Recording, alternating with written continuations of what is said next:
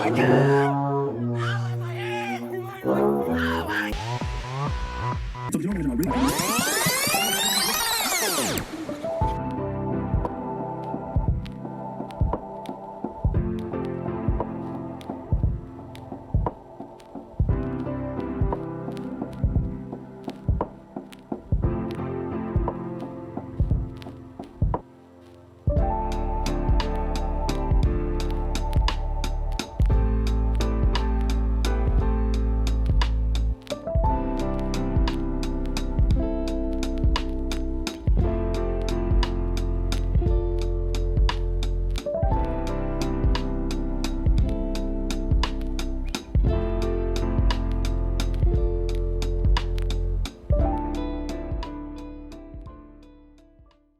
want to pose a question. Why is cross-dressing to degrade black women considered family-friendly entertainment, but when done as a form of self-expression, is seen as a sacrilegious attack on masculinity? This double standard is what I plan to unpack in this video. Before we get into it, I did just want to make clear, this video discusses the historical roots of certain comedic portrayals of black women, and my aim is not to call out any particular creator or accuse anyone of malicious intent. I'm simply analysing how some modern comedic tropes may unintentionally draw from stereotypes that originated in minstrelsy and early racist media. There will also be historical racist imagery shown for educational critique. Some of these visuals may be uncomfortable, but they're important for understanding the full context.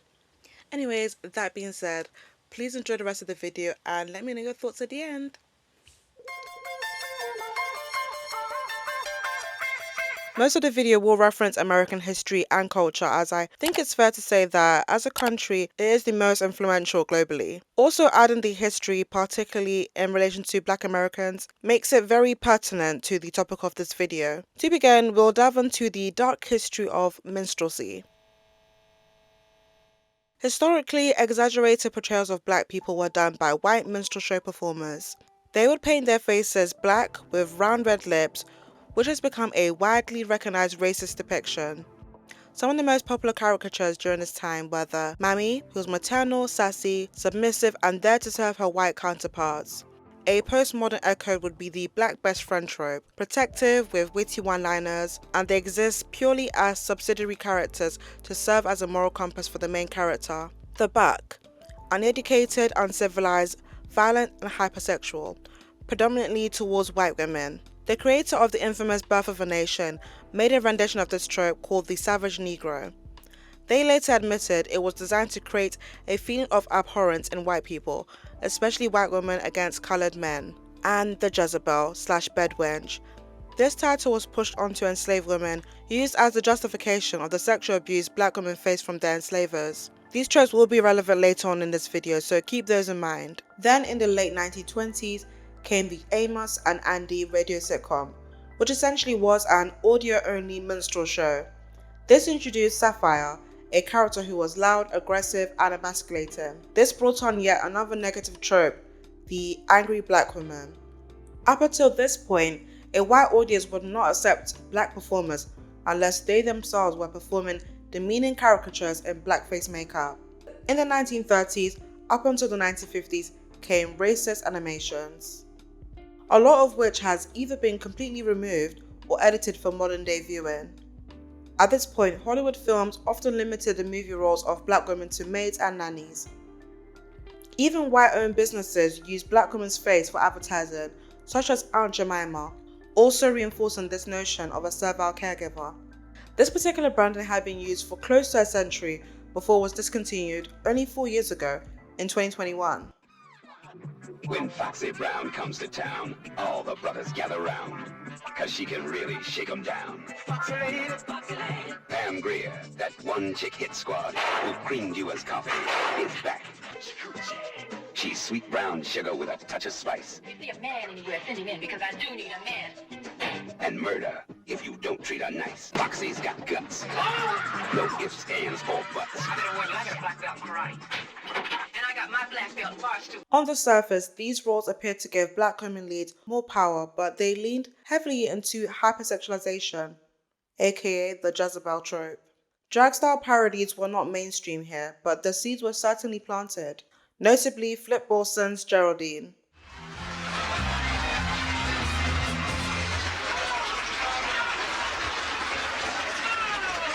This is too much. Yeah, well, come on. Don't touch me. Don't you touch me, Rob. You don't know me that well. Like what you see? Yes, Geraldine. Yes, Mama. Here we go. Geraldine, Back off, bro. Yeah. our time is up. Yeah. If you bother me one more time, your time is up.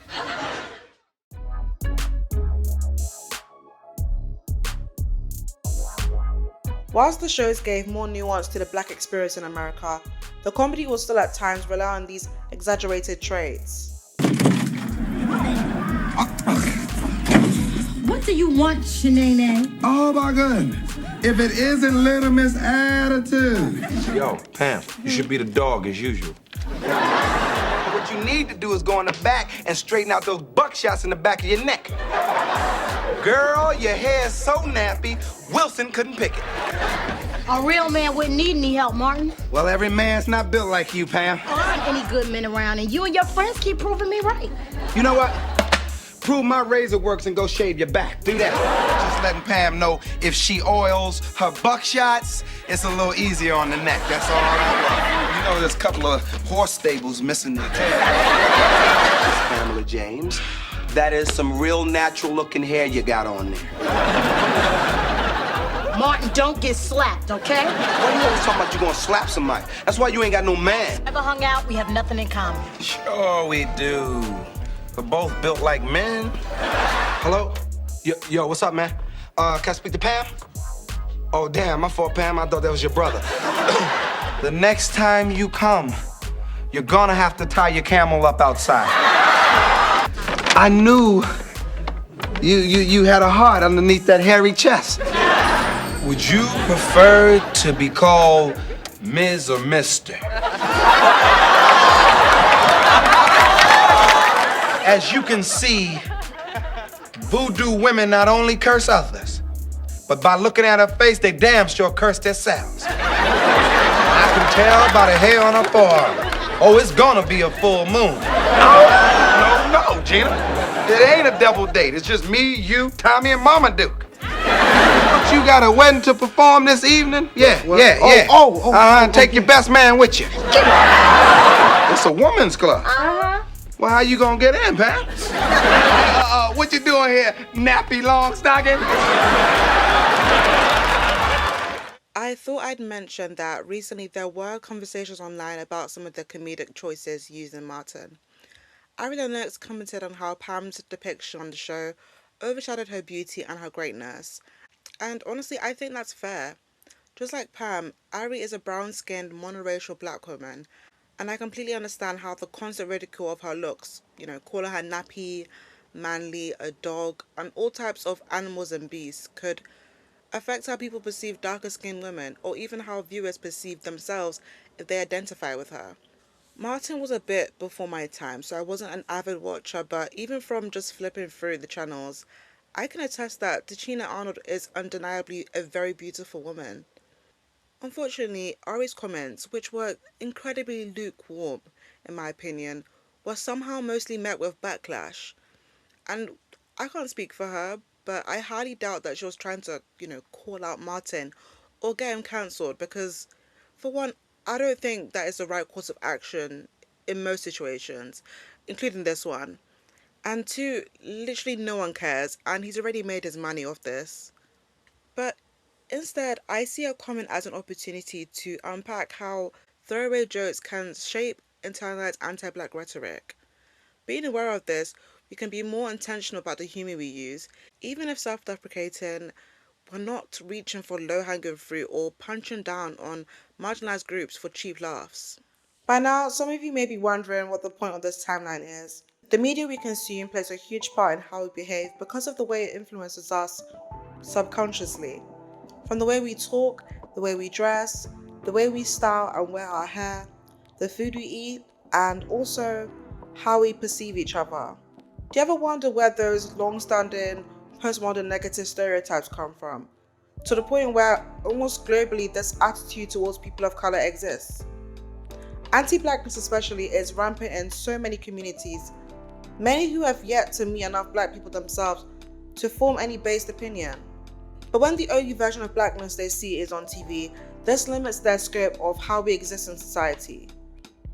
Why else would I and my classmates go to a convention for bright students only to be asked by a random woman in a lift if we could twerk?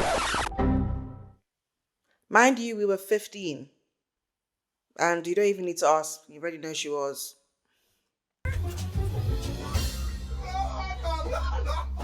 Look what the wind and blew my... Off into the raging waters that they asked me to come in. Get back to the community. I'm trying to do my part. Little Miss Skinny bitch gonna be there? You know, as I think about the goodness of Jesus and all that he has done for me, my soul cries out hallelujah. Thank God for saving me. Wearing a wig and donning a falsetto isn't unique to black men. Look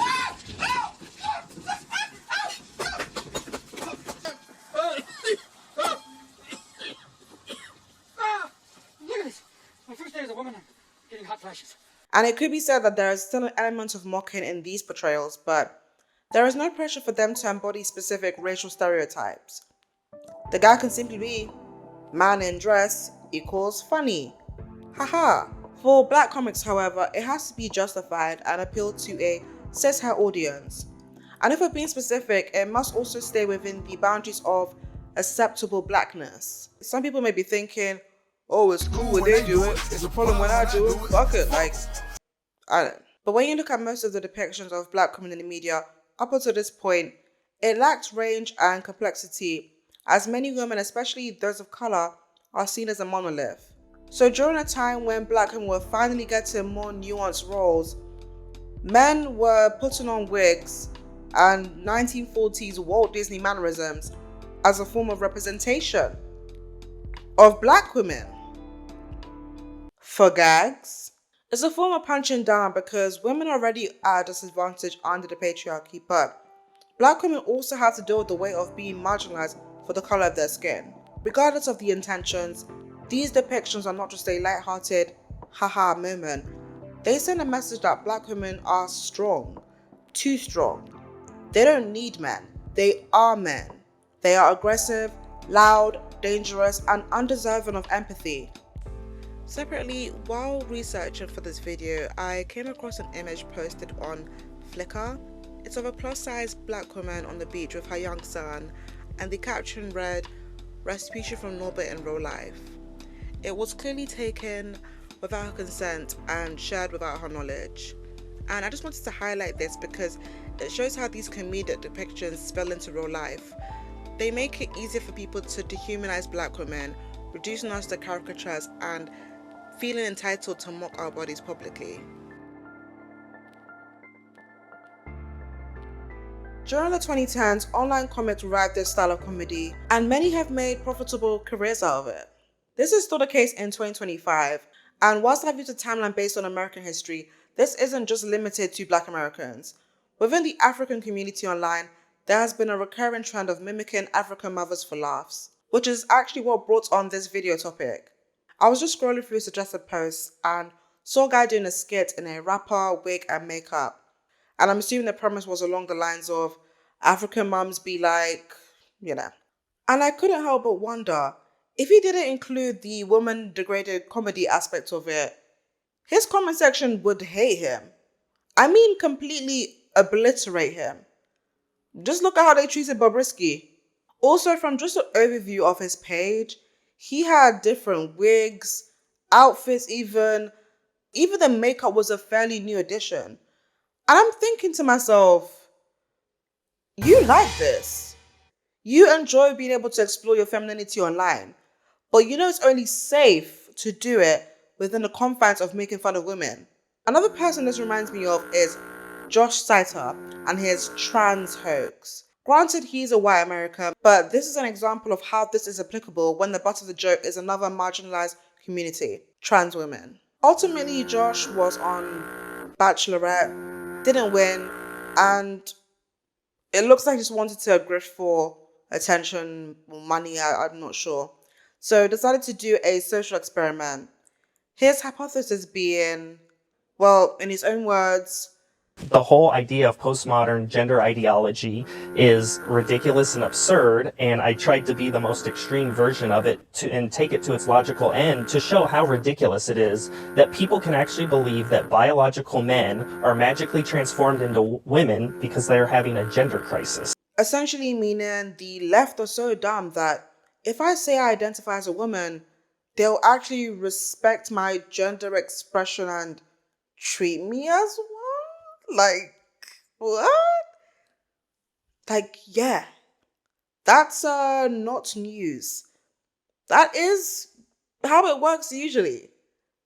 Did he really have to keep himself for 5 months to prove that? He also had a variety of outfits, makeup looks, he even did his nails. Seriously, I haven't even seen him repeat an outfit. Also, I could be wrong, but he genuinely looked happy as a woman. Which is interesting, since his main goal seemed to be to regurgitate controversial talking points pertaining to trans women in hopes to create uproar. Funnily enough, from what I saw, it was conservatives whose feathers were actually ruffled by his charade. That is until they found out it was all a crazy, insane hoax. And oh my god, when he did his big reveal. What's going on? Well, I'd love to, but first, I don't want to insult anybody. This makeup's terrible, so I need somebody to come fix it. Jimmy, come here, Jimmy, right now. Hurry, Jimmy. So what's this all about? You're wiping off the makeup? I have to redo it. This is terrible. Your people did a terrible job. Okay, don't edit this part out, Jimmy, because the makeup artist is going to stab me if they know that he... You can get out of here. Get out of here, Jimmy. Get out of here. You're ruining this. You're ruining it, Jimmy. You ruined this whole damn show. So, Josh, you look a lot different right now. Me looking at you, you seem like you look a lot different. What's that all about? Well, I have to be honest with everybody. So, you want to know what's going on? Yes. Well, I got to be honest. For the last 5 months, I've been conducting a social experiment online to expose how gullible and how delusional the left is.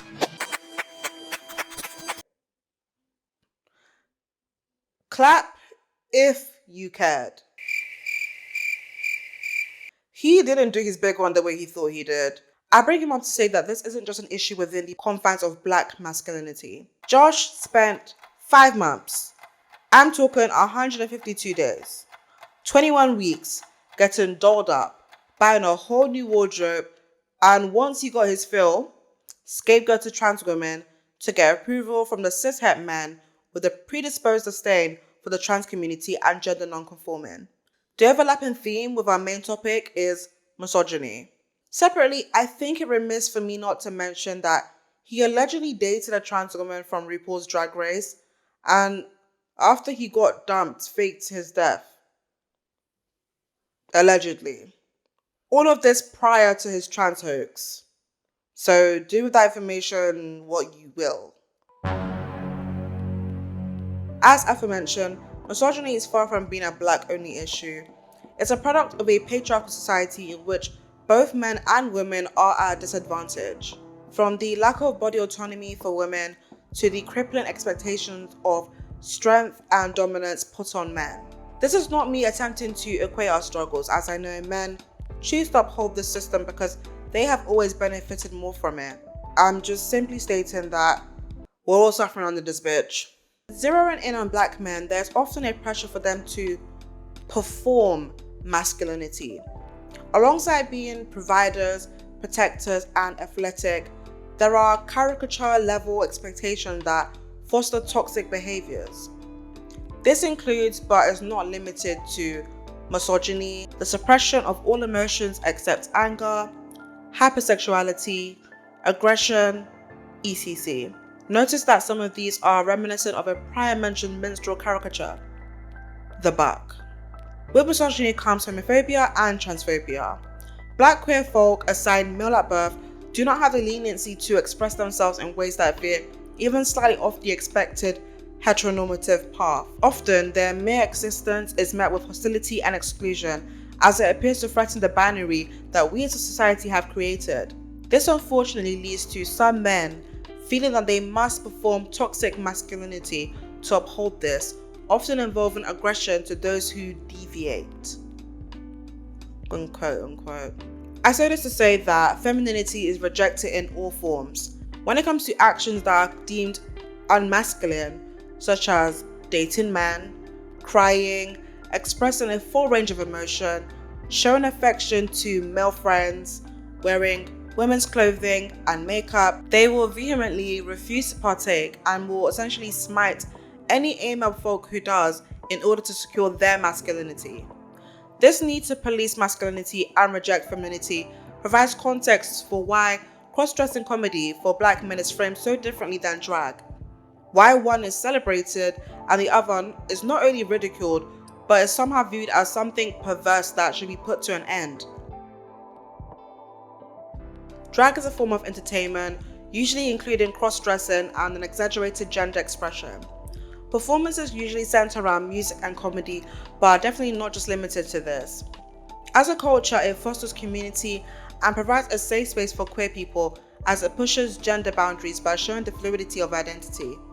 It also serves as a tool for education and socio-political commentary, and is very influential to pop culture, media, and art. Cross-dressing as an art form dates all the way back to ancient Greece, where men would play women's parts in plays because, well, women were not allowed to.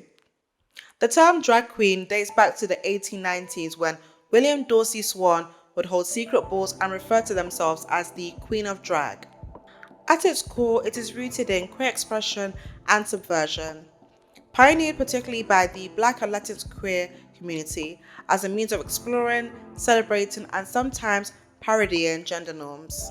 The exaggerated femininity in drag is often used to reclaim power over societal expectations of gender, whilst also creating a safe space for self-expression and identity play. When practiced thoughtfully, drag can be a critique of gender itself, highlighting how womanhood and masculinity are social performances rather than innate traits. That being said, drag isn't immune to criticism. When performances lean into particularly negative stereotypes of women, it can reinforce misogynistic ideas rather than challenge them. These moments are worth critiquing because they blur the line between commentary on gender and mockery of women. By contrast, these minstrel-like portrayals of women, whether in film, comedy, or online spaces, are not rooted in liberation or self-expression. The intention is quite plainly to paint women as objects of ridicule, incompetent, or excess, often for male or patriarchal amusement. In short, drag and minstrel-like portrayals of women both involve exaggerated performances, but they differ profoundly in intent, context, and impact. Within the social hierarchy that puts black women at the bottom, it's honestly low-hanging fruit to put us down for entertainment and approval of non-black audiences. I say this because these comics may also perpetuate stereotypes to subconsciously other themselves, with the intention of bypassing anti-black backlash by punching down on women and presenting queer folk. As I've mentioned, historically in America, there was a point in time where black performers were only allowed on stage in blackface. So why else would men comfortably perpetuate minstrel-like depictions, if not also for non-black approval? Comfortably. Yeah, but before you come at me, that is a lot of money in degrading black women. Big Mama remains one of Martin Lawrence's top grossing films, and Tyler Perry has made over $1 billion of mommy caricatures and his depiction of black female suffering. If you take anything from this video, I'm not saying for sure that all cross-dressing comedians are using it as an excuse to explore femininity, but I think there's something to be said for creators that you see more often than not in, don't say drag, costume. And if they did want to explore this side of them, they for sure know that this would only be acceptable when paired with misogyny. Because despite the wigs, outfits, and mannerisms, they are able to seamlessly assimilate back into Jesus, I'm struggling to speak today. Heteronormativity. Heteronormativity. Guys, I have a speech impediment, okay? Take it easy.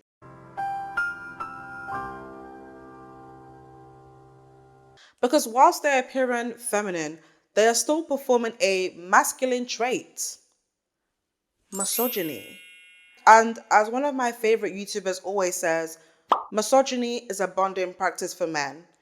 So within this scope, dressing as a woman is not only acceptable, it is highly praised. So this video took a lot longer to script as I plan to make it more of an in-depth video essay as opposed to a light commentary.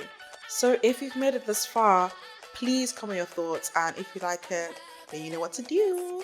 Also, feel free to suggest topics for me to research and discuss in future videos, either in the comments or the community tab. Like, please do. My comments are a ghost town. But thank you so much for being here, and don't forget to sub. You are gonna sub, right? Until next time, well, hope you have a better outro. Bye! You got it tonight. You got it tonight. Whatever you like.